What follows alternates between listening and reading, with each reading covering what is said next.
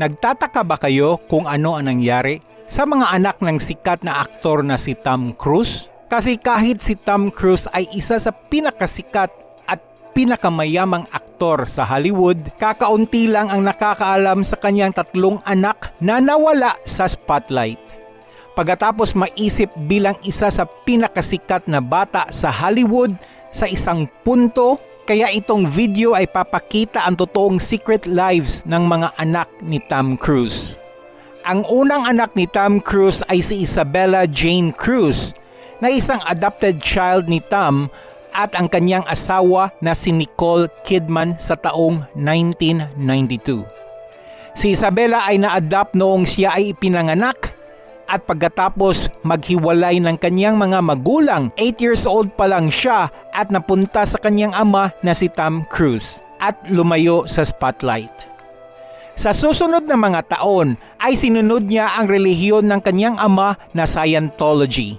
Isang controversial na relihiyon na pina-follow ni Tom Cruise at si Isabel ay nag-graduate sa kanyang school at nag-aral ng pag-makeup at pag-ayos ng buhok, pero ito na siya ngayon. Kung saan siya ay isang artist at isang graphic designer at binebenta ang kanyang mga art pieces at mga merchandise online.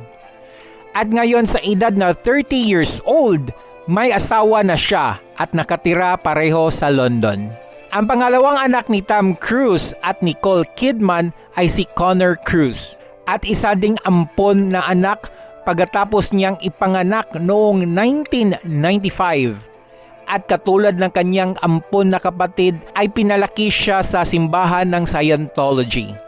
At namuhay kasama ang kanyang ama pagkatapos nag-divorce ang kanyang mga magulang. Pero ang nakakaiba sa kanila, ang kanyang kapatid na babae ay si Connor ay pinuntahan ang entertainment industry at gumawa ng mga pag-acting noong lumaki siya, kung saan sa taong 2012 ay nasali siya sa minor character kasama ang isang sikat na actor na si Chris Hemsworth.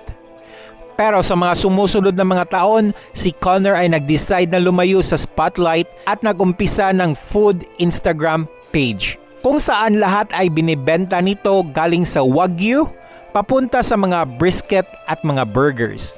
At ngayon, sa edad na 28 years old, si Connor ay nakikita na nag-i-enjoy sa kanyang buhay.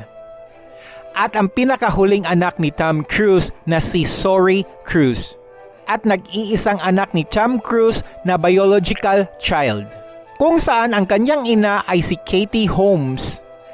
At bagaman si Sori ay center ng attention noong bata pa siya, pero siya ay naging mystery pagkatapos ng ilang taon. Pero ngayon, pagkatapos si Katie Holmes at si Tom Cruise ay nag-divorce, si Sori ay napunta sa kanyang ina sa New York, kung saan siya ay pina-follow ang footstep ng kanyang ina sa entertainment industry.